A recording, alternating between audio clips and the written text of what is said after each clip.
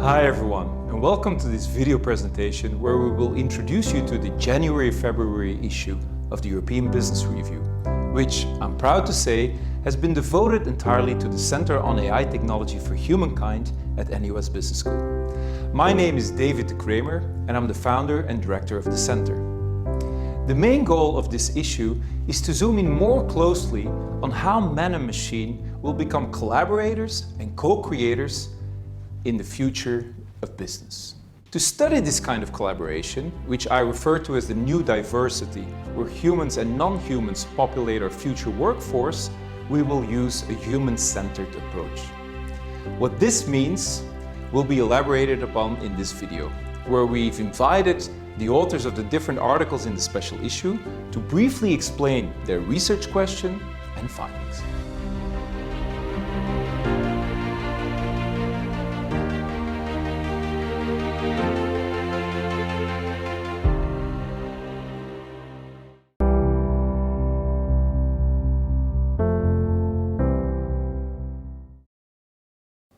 My article looks at a contradiction.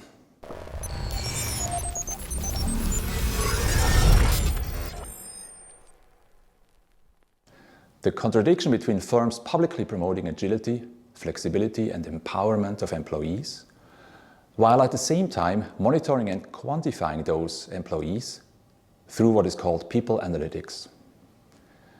The objective of people analytics is to collect large amounts of digital data about the workforce and transform this data into statistics, patterns and predictions with the help of AI. In my article, I show that the contradiction between worker empowerment on the one hand and worker surveillance on the other hand can be understood through a historical analysis of managerial ideologies.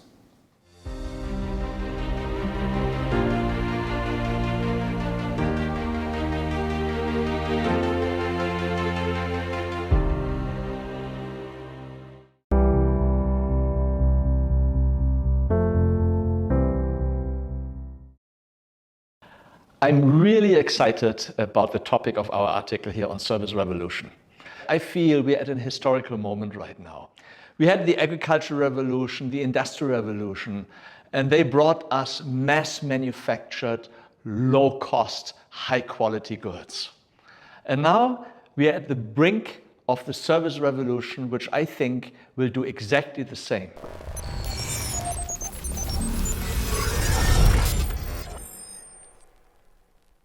This is why I'm so excited. I wrote with my co-authors this book here on intelligent automation, and I really think the service sector has the most to gain from it.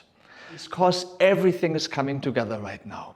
The technology from deep learning, machine learning, cloud, AI, biometrics, robotics, you name it, it's developing so fast. It is getting cheaper, better, smaller, almost on a monthly basis. And this is exactly what we need to produce services on scale. And the most exciting and fastest where this will be implemented is what we call information type services, where we don't have to touch and move physical things. Think of call centers. Think of any type of information or processing. This can all be done by smart technology really, really quickly. For example, you have information counters at the airport. They take head count and retail space are big and they're inconvenient because they are only in one terminal at one level and you have to walk a long way to get there. I promise you in a few years from now, you have a holograph beamed every 50 meters. That holograph speaks 20 languages and can give you all of the answers you want. Where's the toilet? Where is the GST rebate? Where is check-in? Where is customs? This will be the fastest shrinking job category going forward. So I believe that when we look back in 50 to 100 years from now, that people will say, this is when the service revolution started. This is when we got an immense boost in productivity and standard of living for all of us again.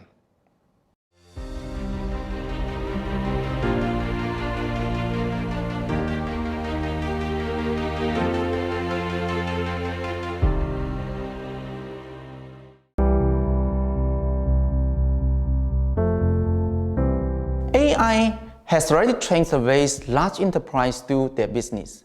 However, small and the medium enterprise has not been able to enjoy the benefit from the recent rapid development of AI technology yet.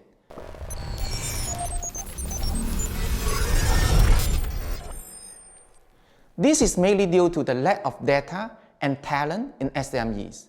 Through the synergy of AI and blockchain technologies, we are able to build an open, collaborative AI market for SMEs to address the challenges in the data and talent, so that SMEs are able to improve their business operations greatly.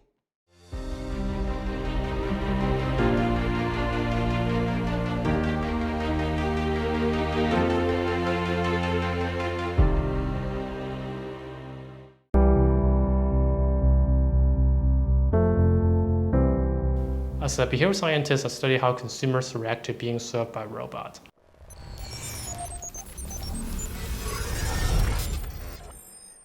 After talking to many consumers and researching them, I realized that one thing is very important for them. It's not exactly how complex the robots are or how much AI power they are, but really how the robots appear to them physically. So in my work, I look at how a robot, when it's approximate human features, consumers actually are much more likely to say that they're satisfied by being served by the robot. Most importantly, we find that as a robot approximate human features, they tend to forgive more when they make mistakes to customers. And in this case, we actually find that consumers even find those mistakes amusing to them as well. So practically speaking, our research suggests that organizations, companies should really design the robots to approximate human features as much as possible to ensure that customers are being satisfied when being served by robots.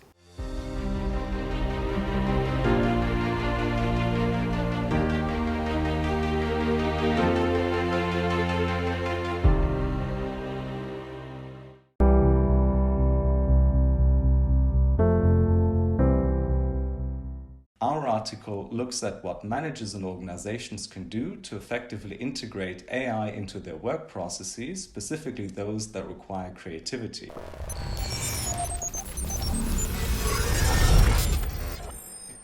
We outline how effective human-AI collaboration looks like in the context of creative work that leverages the strengths of both humans and AI, as well as draw up recommendations for managers on how to facilitate AI-integrated creative problem-solving. In short, we propose a model of human-AI co-creation to inform managers on how to stay competitive and innovative in times where AI increasingly becomes a serious co-worker in organizations.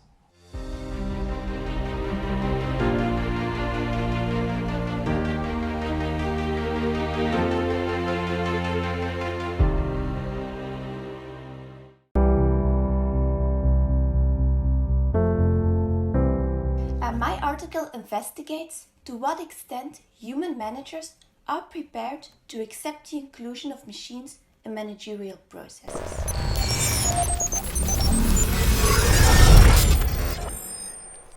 Specifically, we search for the optimal balance between human and machine input. And across various work situations, we found that human managers wanted, on average, 70% control over the job, whereas machines were allowed up to having 30% control. So, these findings indicate that humans have no problem with delegating some part of their job to machines, as long as the majority vote stays in human hands.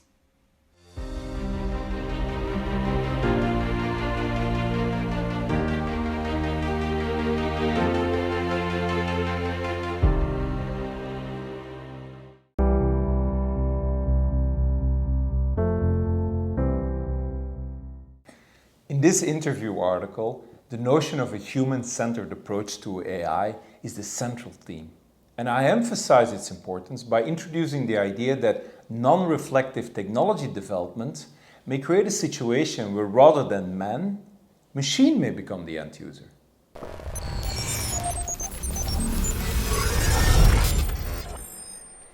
A human-centered approach to AI development attempts to ensure that the technology that we create serves humans. It promotes their efficiency, but without compromising their well-being, happiness, and inclusiveness. We do see, however, that today this is not really happening. A first challenge that we see is that the ones designing the new technology are focused on innovation only, and they don't worry too much about the social consequences. What the new technology means to our society, to our human identity, it's not on their priority list. And it's no surprise. The way they're managed and trained focuses very much on developing the best tech possible. Mark Zuckerberg is a great example of this. When the Cambridge Analytica case emerged, his first response was, "My only responsibility is to develop the best platform out there. What happens to people using it, that's none of my concerns." And I call this phenomenon the innovation-only bias, where we see that ethical and social responsibilities are sacrificed on behalf of innovation. The second challenge that we see is that many business people see AI solutions only as a cost reduction strategy.